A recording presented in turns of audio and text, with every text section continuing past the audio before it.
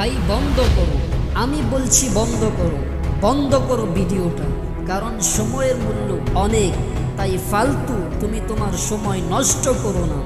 পড়াশোনা তোমার কাছে যেমন বোরিং লাগে, এই ভিডিওটি তার 10 গুণ বোরিং হতে চলেছে, যা তুমি নিতে পারবে না, অর্ধেক দেখেই ছেড়ে দেবে।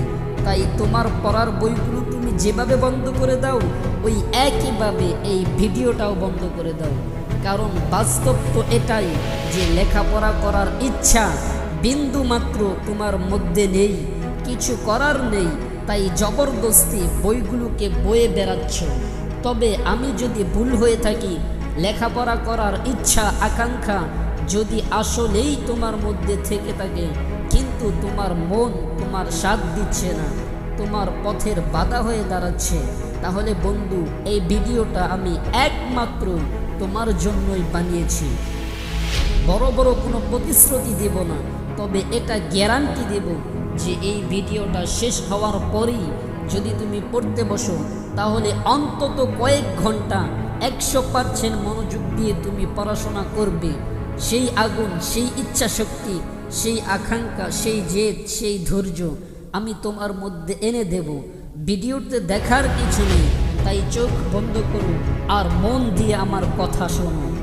একটা বাকওয়াস মিথ্যে কাহিনী তোর আর তোর স্বপ্নের মাঝে পাহাড় হয়ে দাঁড়িয়ে আছে, যেটা তুই নিজেই নিজেকে শোনাস, নিজেকে আশ্বাস দেওয়ার জন্য যে কেন তুই পরীক্ষায় ভালো রেজাল্ট করতে পারবি না। সময় পাই না, আমার মনে থাকে না, ভালো লাগে না, অলস্য আসে।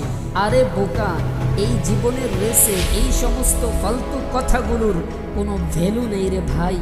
আচ্ছা বলো তো দেখি, এটা কিভাবে হয় যে পরীক্ষার একদিন আগে তুমি 10টা চ্যাপ্টার কমপ্লিট করে নাও, এক রাতে অর্ধেক সিলেবাস শেষ করে নাও, কিন্তু তার আগে সময় থাকতে একদিনে একটা চ্যাপ্টার কমপ্লিট করতে তোমার দম বেরিয়ে যায়, নানা রকম বাহানার মধ্যে তুমি ঘিরে থাকো।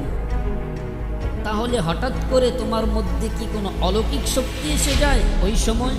দেখো ভাই, যাই হয়ে যাক, নিজের ভবিষ্যৎ অন্ধকার করা যাবে না। তাই পড়াশোনা বাদে যদি এমন কোনো ফিল্ড থাকে যেখানে তোমার খুব মন লাগে, তাহলে সব ছেড়ে সেখানে চলে যাও আর মন দিয়ে খুব পরিশ্রম করো। তবে যদি সেরকম কিছু না থাকে, তাহলে সমস্ত ধরনের বাহানাগুলোকে বস্তায় করে আগুন লাগিয়ে দাও আর আজ থেকেই লেখাপড়ায় মন বসাও। তুমি কি করবে আমি জানি না, তবে কিছুদিনের জন্য এই সমাজ থেকে যদি তোমাকে সন্ন্যাস নিতে হয়, তাহলে সেটার জন্য যেন তুমি এক পায়ে খাড়া থেকো। কারণ বাহানার দুনিয়া থেকে বাইরে না বার হওয়া পর্যন্ত কোনো দিনই তুমি তোমার স্বপ্ন সত্যি করতে পারবে না। আমি তোমাকে একটা বাস্তব কথা বলছি, শোনো। তুমি পড়াশোনায় কিভাবে মন বসাবে তার উপায় তুমি যার কাছে ইচ্ছা জিজ্ঞাসা করো। হাজারো বিষয় তুমি জানতে পারবে, কিন্তু কোনো জিনিসে তোমার কার্যকর হবে না। তবে তুমি যদি নিজে উদ্যোগী হয়ে নিজে থেকেই কোনো উপায় সন্ধান করো, তাহলে একমাত্র সেটাই তোমার জন্য কার্যকর হবে। দেখো, আগুন দিয়ে খাবারও তৈরি করতে পারো, আবার নিজেকে জ্বালাতেও পারো। তাই নাটকীয় জীবন থেকে দূরে থাকো আর আসল জিনিসের উপরে মেহনত করো। কোনো কিছু থেকে পালিয়ে যেও না এবং সেটা সঠিক ব্যবহার করো। বাধা আসবেই, সন্দেহ থাকবেই, ভুলও হবে, তবে কঠোর পরিশ্রমের সামনে এমন কোনো সময় নেই যে তুমি স্পর্শ করতে পারবে না।